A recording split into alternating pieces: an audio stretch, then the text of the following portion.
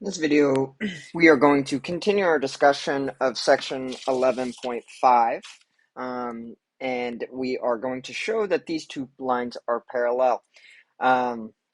We have to use a definition. This says if, let's say, let's get all information we can get from these problems first. So I have the first line.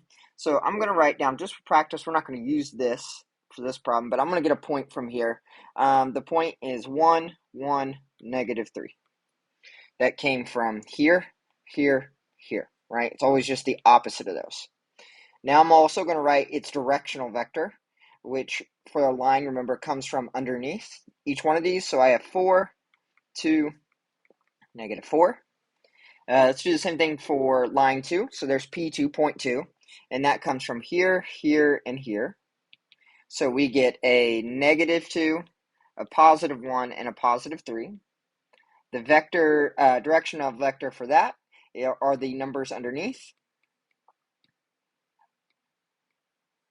All right, so what we're looking for definition of parallel, it's a little different than what we're used to. It means generally the same thing, that they're running in the same direction, they'll never intercept. So what we're trying to do is we either want to find some number that I can take V2, times it by that number, and get V1, or the other way around, right? Take V2, and let's call this C1, pick some other C2 times V1 to get that. So what I do is I use my points here, up here, not my points, but my directional vectors, and I ask myself, what do I multiply to get from there to there? 4 times what is -12? That's a -3. And I check the other ones. If they don't work with the same number, then they're not parallel. Well, notice if I multiply by -3 there, I get that. And then the same thing here. So this says if I take V1 and I multiply that by -3, oops, I don't know what that was, -3, then I get a V2.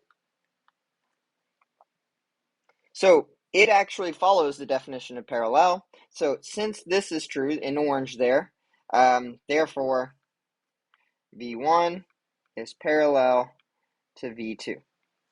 That's it. You just have to show that there is a constant that can be multiplied by 1 to get the other. You could have went the other way and divided by -3. That's a -1/3. Either way will work. I typically just look for the non-fractional number.